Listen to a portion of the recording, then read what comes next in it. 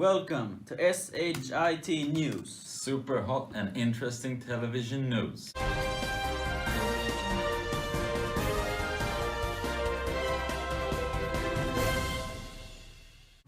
Our first local headline from Florida this very evening. Armless Florida man charged after allegedly using feet to stab tourists with scissors. A Florida homeless man with no arms has been charged by authorities for allegedly using his feet to stab tourists from Chicago with a pair of scissors.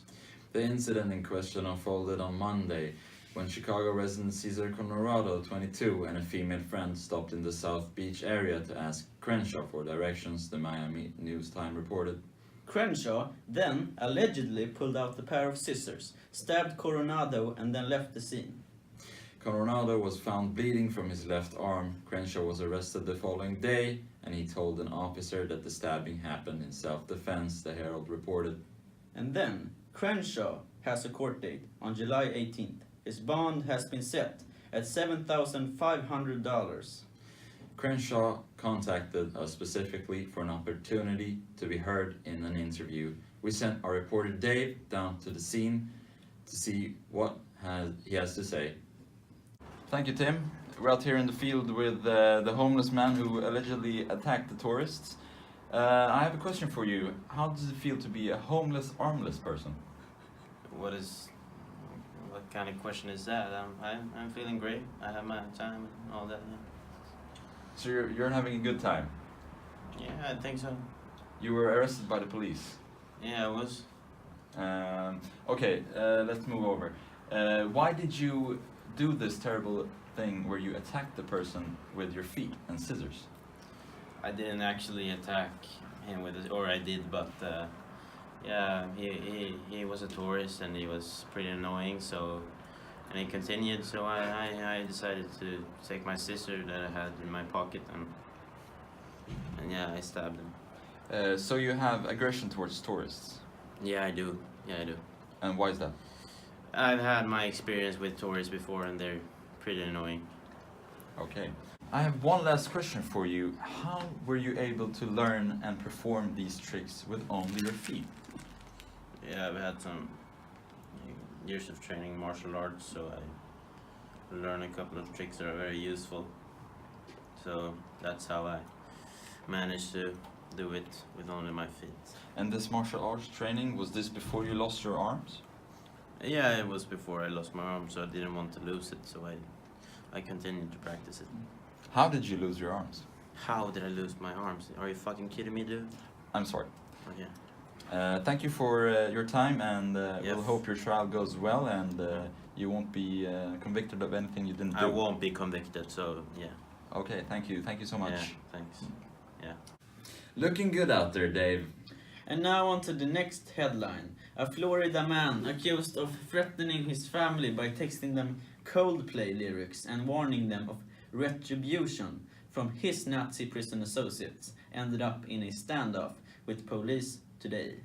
Reports say that the police department amazingly persuaded him to end the standoff in return for a fresh slice of pizza.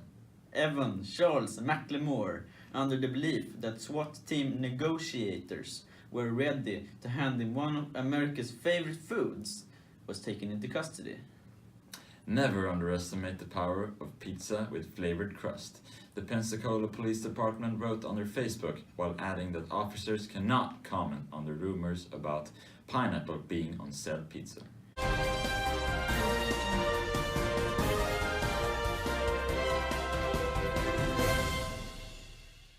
A new virus outbreak has happened in Southeast Asia. The virus has surprised many as it has killed 700,000 people in only 1 week. It's called DPC and a cure has not yet been found. If you are experiencing headaches or sweating in warm temperatures and sleep with an open mouth, contact your local health authorities. Our reporter Dave is currently with the leading scientists from the research crew.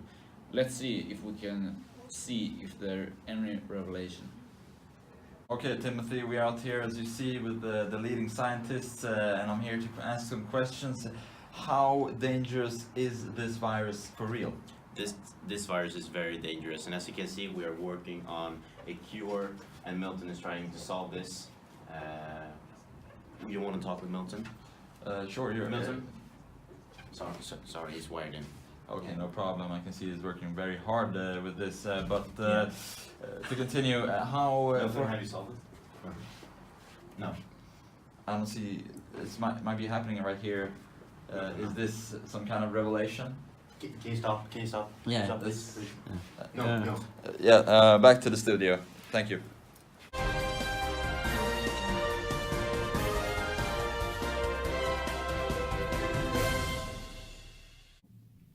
Almost 3 decades ago, photographer Greg Epperson created an image that would become iconic to some in the rock climbing community.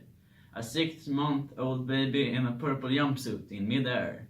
For copyright reasons though, we won't be able to show you the original pictures, so here's a photo, photoshopped by our tech assistant, Rakesh.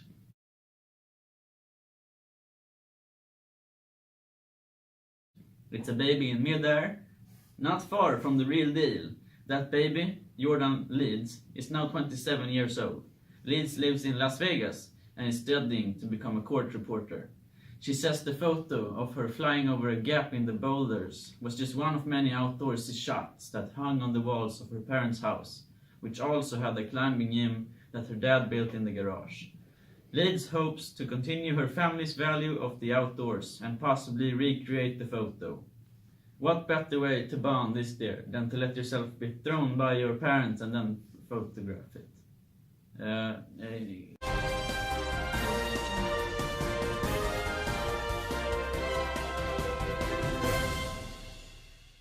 Over to sports. Our first sports news this evening is that Patriots won last night in the Super Bowl and captain Tom Brady is celebrating with his team. Now over to some preseason stats to see how the league is going to look. Chiefs are looking good and are on the #1 spot, following by Rams and Buccaneers. And over to the winning team score sheet, and it's looking red. And y'all know what that means. And last, over to some player stats featuring Tom Brady and Corey Littleton. As you can see, Tom Brady is on the top of the passing yard list, leading with almost 250 points.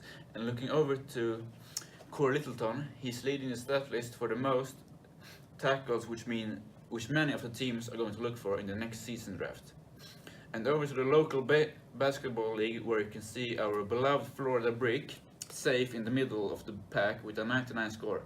On the top we can see that LSU, Tennessee and Kentucky are battling for the #1 position, with any one of them having the chance of moving up. At the rock bottom of the list we, as always, have Vanderbilt with a deadbeat score of 0 and 18. This was sports with me, Kyle Jukinson. Back to the studio. Thank you, Kyle. That was some good sport news for us. Yeah, go Buccaneers. And now over to the weather. Hello everybody. Here's some rain, some showers and a couple of thunderstorms moving through as we go through today. Starting off in the 70s. Best opportunity of rain is gonna come after 8 o'clock this morning through 2 or 4 o'clock in the afternoon, depending on how close you are to the coast. It'll start out at the coast and head inland as the day develops, so we will see some periods where it'll be kind of wetty even at the beaches. Low water temperatures and scattered rain doesn't give you the best boating opportunities, with 2 to up to 60-foot seas outside Tampa Bay. Maybe if you're looking for some excitement today, I'll strongly advise you to head out to the sea. With these kind of winds and waves, you'll end up in Mexico, Nicaragua, or maybe even Peru if you're lucky. An unforgettable adventure for the entire family. Showers will be gone by Saturday, temperatures in the 80s, and will stay warm till the end of work week, hitting record highs in Fahrenheit, something we all can thank global warming for.